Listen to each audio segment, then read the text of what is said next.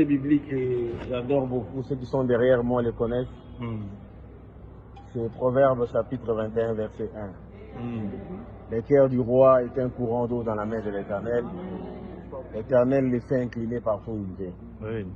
Le Seigneur a dit toucher les cœurs de son serviteur, son Excellence M. Félix Antoine Tshisekedi Tshilombo, pour qu'il nous reconfie la charge de relever ce grand défi qui est celui de mobiliser autant de ressources et de financer le développement économique et social de notre pays. L'ère n'est ni à la célébration parce que pendant que nous sommes ici dans la paix, plus de 300 de nos compatriotes ont été assassinés par les forces du mal qui se trouvent à la partie est de notre pays. Et toutes nos pensées doivent être orientées vers nos populations qui sont massacrées par les forces du mal qui ne veulent pas que la paix règne dans notre pays. Nous, au ministère des Finances, comme vous le savez, nous sommes également éprouvés.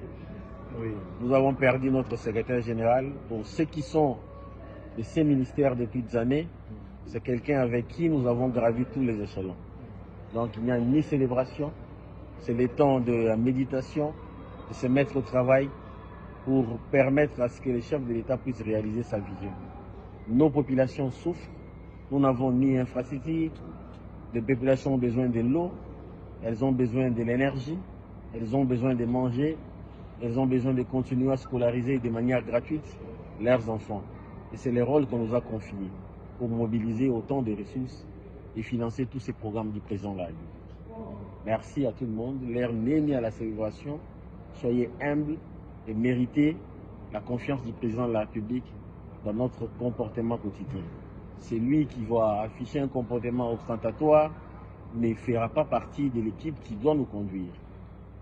Restons humbles et observons un moment de deuil pour nos compatriotes qui sont assassinés, mais également pour notre secrétaire général aux finances, dont je vous demande de réserver une minute de silence à leur mémoire.